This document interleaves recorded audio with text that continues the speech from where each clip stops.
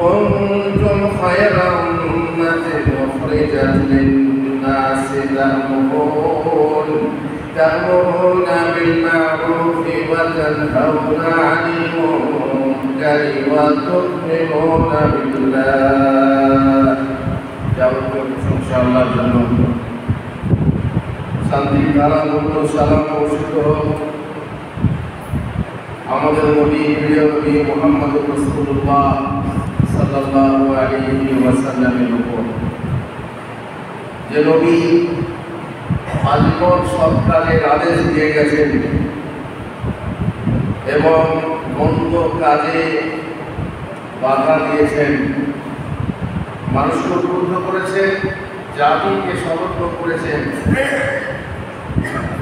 যে তোমরা সৎ কাজের আদেশ দাও, একে অপরকে সত্যের উপদেশ দাও আর মন্দ কাজে বাধা দাও। মন্দ দেখলে মন্দকে প্রতিহত করো, দূর করো। মায়েরা আমার, বাড়িতে আপনার দায়িত্ব, আপনার কর্তব্য, আপনার সামনে আপনার বাড়ির ভিতরে যা বলবে আপনাকে বাধা দিতে হবে। চাহে সে শ্বশুর হোক, চাহে শাশুড়ি হোক, চাহে স্বামী হোক, চাহে সন্তান হোক, ছেলে হোক অথবা মেয়ে হোক, অথবা ননদ হোক অথবা কেউ, বাড়ির দায়িত্ব আপনাদের ঘরে। সেখানে চুপ থাকতে হবে না, সেখানে অন্যায়ের সহযোগিতা করলে হবে না। আপনার বাড়ি, আপনার নিজের বাড়ি, নিজের মা বাবার বাড়ি ঠিকঠাক হলো, শ্বশুর বাড়ি উন্নত করে যাকে। মা বাবা আশেপাশের ঘরে আগুন লেগেছে, নিজের ঘরটিকে দাঁড়িয়ে দাঁড়িয়ে ঘুরতে দেখো না। নিজের ঘরের চাল, সেই ঘরের চালে তুমি পানি দাও যতটা পারো, যাতে তোমার ঘরটিও পুড়ে না যায়। আস্তে আস্তে দেখছো একটার পর একটা বাড়ি উঠে যাচ্ছে আর তুমি তাকিয়ে আছো। তোমার ঘরটাও যে ঘরে, তোমার ঘরটাও যে কাঠে, এক সময় সে অগ্নি কষ্ট হবে, অগ্নি আক্রমণ হবে, সেটা তুমি ভুলে যাচ্ছ। আপনি তাকিয়ে দেখছো, তোমার জন্য এটা শোভা পায় না। ঘরের মুরব্বী, তুমি ঘরে যাবতীয় লোকের দায়িত্বশীল, তুমি ঘরে সৎ কাজের আদেশ দাও, মন্দ কাজে বাধা দাও এবং প্রত্যেককে এটাই করা উচিত। ঘরের স্বামী, গৃহস্বামী, তুমি তোমার বাবা, তোমার স্ত্রী এবং তোমার ছেলে মেয়েকে সৎ কাজে আদেশ দাও, মন্দ কাজে বাধা দাও। তুমি মাদ্রাসার শিক্ষক, চাহে হেড হোক, হেডের ওপরই সব দায়িত্ব তা নয়, বরং প্রত্যেকের দায়িত্ব তুমি তোমার ছাত্রদেরকে ভালোভাবে শিক্ষা দাও, সৎ কাজে আদেশ দাও, মন্দ কাজে বাধা দাও। স্কুলের টিচার, কলেজের টিচার, যে যেখানে আছে সবাই দায়িত্বশীল। সমাজের দায়িত্ব নিয়ে যারা বসে আছে তারাও, এবং যারা সমাজের দায়িত্বশীল নয় তারাও, সবাই দায়িত্বশীল। নিজের নিজের জায়গায় থেকে সৎ কাজের আদেশ দাও এবং মন্দ কাজে বাধা দাও। কেউ এই মহান কাজে পিছপা যদি হয়, জানতে হবে তার ঈমান নেই অথবা বড় দুর্বল ঈমান।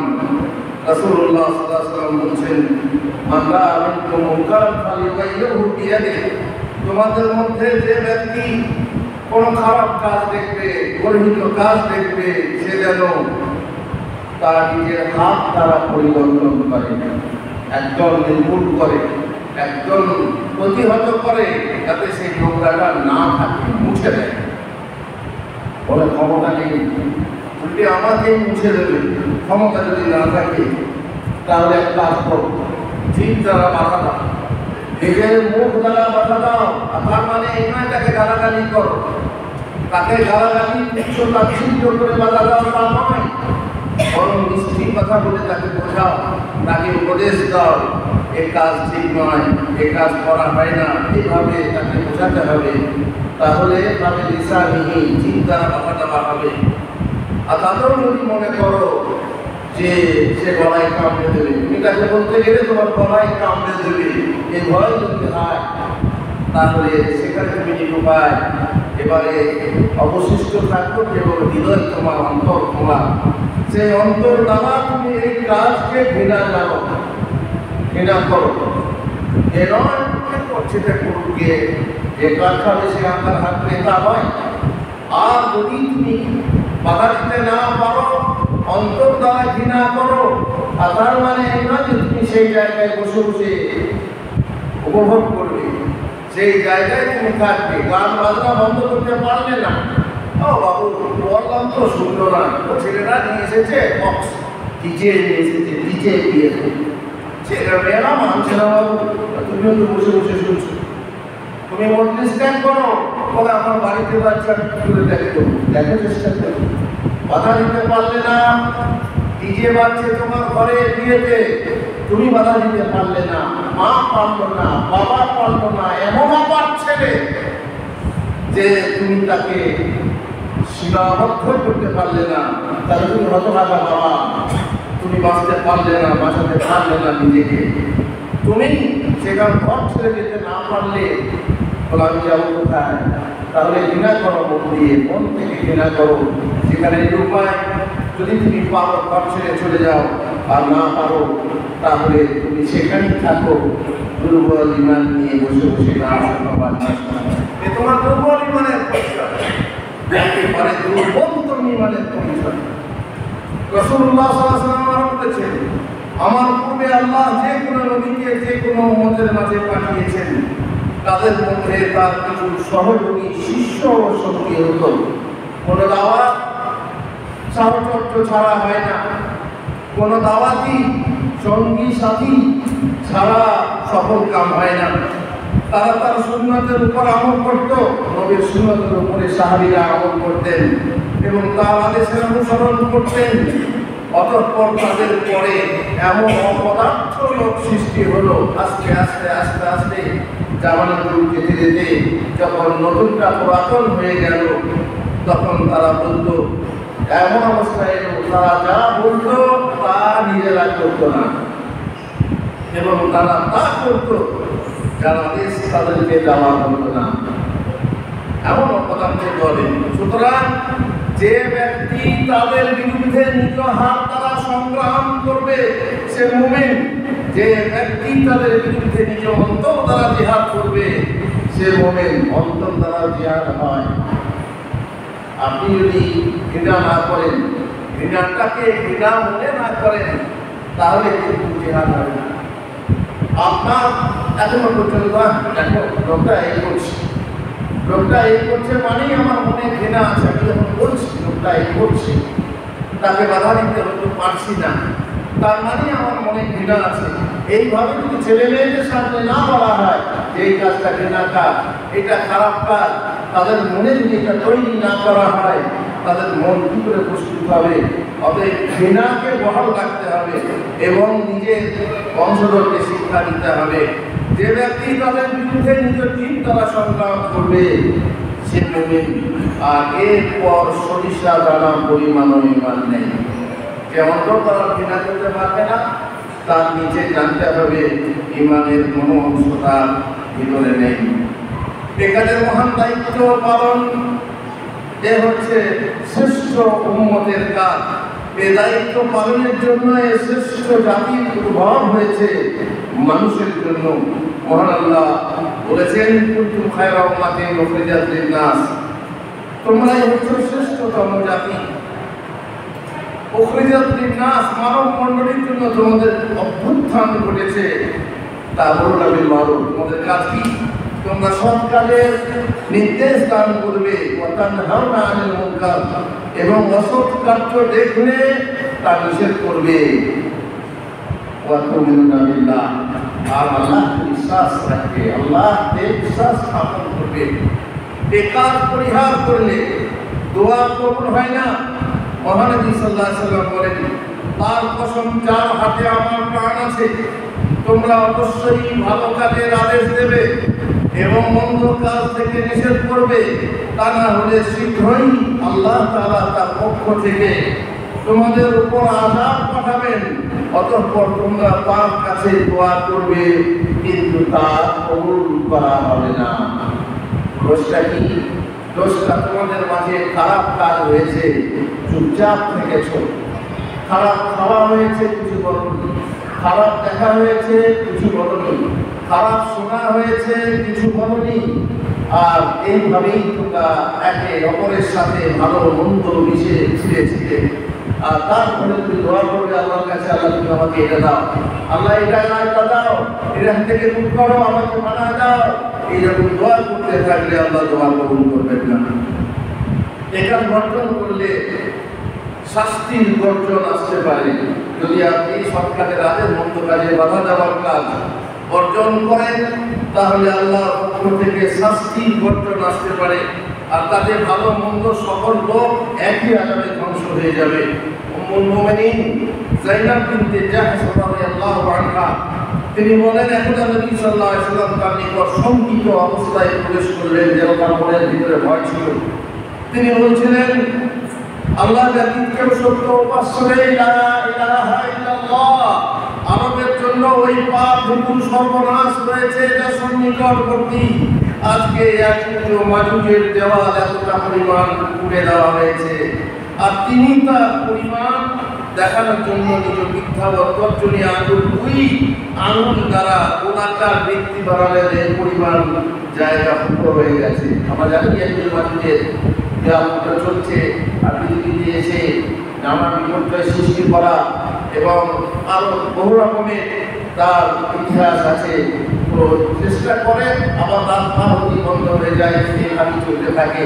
কিন্তু রাসূলুল্লাহ সাল্লাল্লাহু আলাইহি ওয়াসাল্লাম বললেন, এই পরিমাণ জায়গা ফুটো হয়ে গেছে। আমি বললাম, হে আল্লাহর রাসূল, আমাদের মাঝে সব লোক মজুদ থাকা সত্ত্বেও কি আমরা ধ্বংসপ্রাপ্ত হব? তিনি বললেন, হ্যাঁ, যখন নোংরামি বেশি বেড়ে যাবে। সৎলোক আছে, কিন্তু সৎলোক থাকলেও আমভাবে সকলকে ধ্বংস করে দেওয়া হবে। কেন?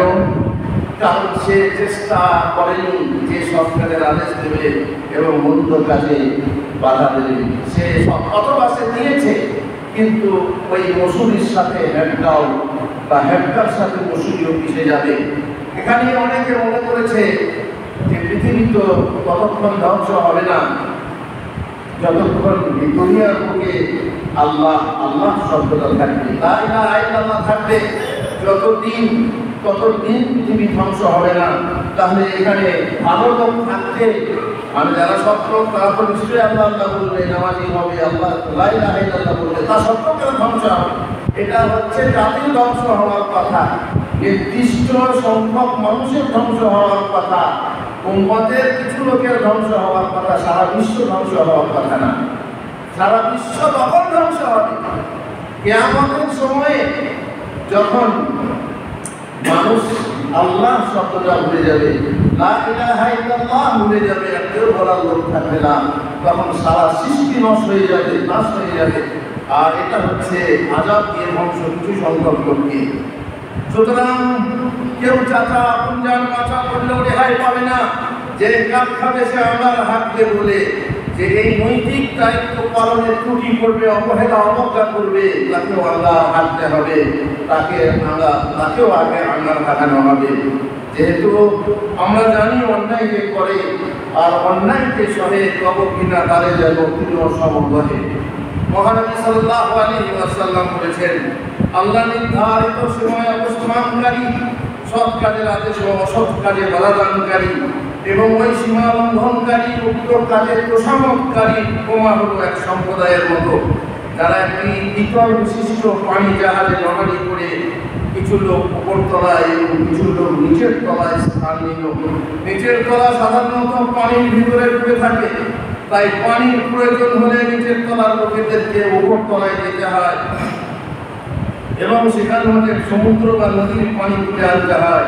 সুতরাং পানির প্রয়োজনে নিচের তলার লোকেরা উপর তলায় যেতে লাগলো। উপর তলার লোকেদের উপর পানি পড়লে, গায়ে পানি পড়লে তারা তাদের উপর তাদের ভাগে আসা অপছন্দ করলো যে আমাদের উপরে এসো না।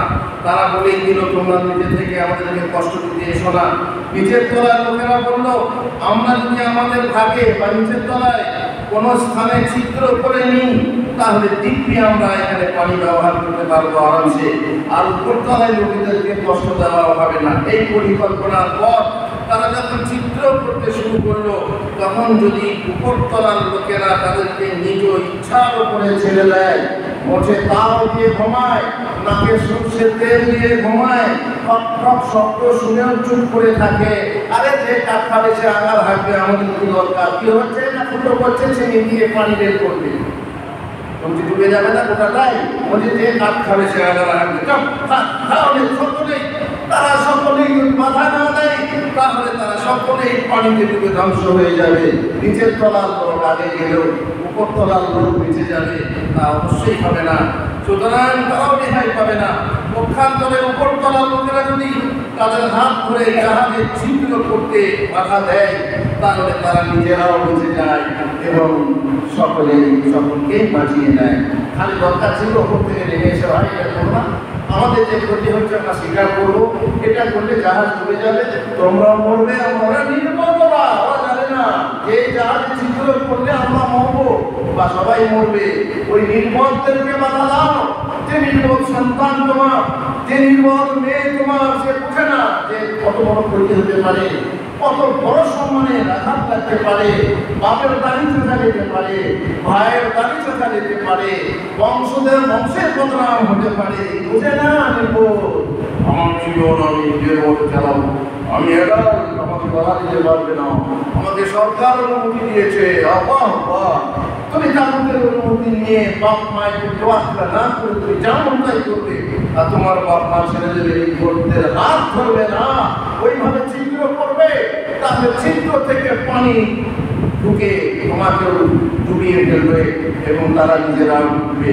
নিজের চরকায় ফেললাম, ঘরের খেয়ে বোনের মোস্তানোর কি দরকার, আপন বাঁচলে বাবার নাম, চাচা আপন যান বাঁচা, যে কাঠ খাবে সে আঙ্গার হাঁটবে, যে পাপ করবে সে তার ফল ভুগবে, তাতে পরের নাম বলানোর দরকার কি ইত্যাদি গুলি ছেড়ে কেউ বাঁচতে পারবে না, যেহেতু অপরকে বাঁচানোর দায়িত্ব তার ঘাড়ে আছে। আবু বকর সিদ্দিক রাদিয়াল্লাহু তাআলা তিনি বলেন, হে লোক সকল, তোমরা হয়তো এই আয়াত পড়ছো, ইয়া আইয়ুহাল্লাযীনা আমানু আলাইকুম আনফুসাকুম লা ইয়াদুররুকুম মান দাল্লা ইযা ইহতাদাইতুম, যার মানে হচ্ছে হে মুমিনগণ, তোমাদের আত্মরক্ষা করাই কর্তব্য, তোমরা নিজেদেরকে সামাল দাও, তোমরা যদি সৎ পথে পরিচালিত হও তবে যে ভ্রষ্ট হয়েছে সে তোমাদের কোনো ক্ষতি করতে পারবে না।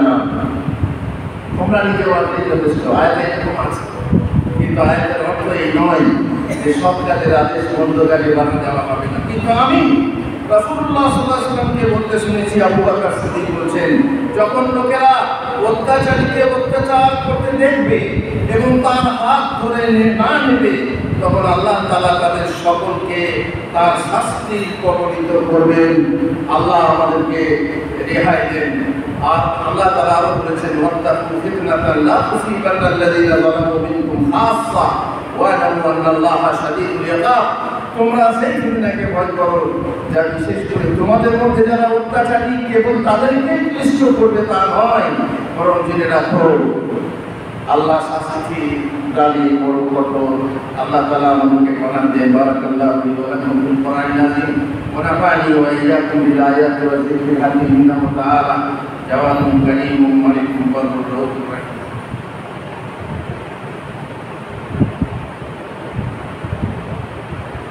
আলহামদুলিল্লাহি রাব্বিল আলামিন ওয়াস সালাতু ওয়াস সালামু আলা রাসূলিল কারীম ওয়া আলা আলিহি ওয়া সাহবিহি আজমাইন। আমরা বলছিলাম সৎ কাজের আদেশ, মন্দ কাজে বাধা দেওয়ার কথা।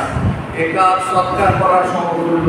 যদি আপনি একটা কথার মাধ্যমে কাউকে একটা ভালো কাজ করতে বললেন, একটা কথার মাধ্যমে কাউকে খারাপ কাজ থেকে বাধা দিলেন, তাহলে আপনারা সৎকার করার সমান একই হবে।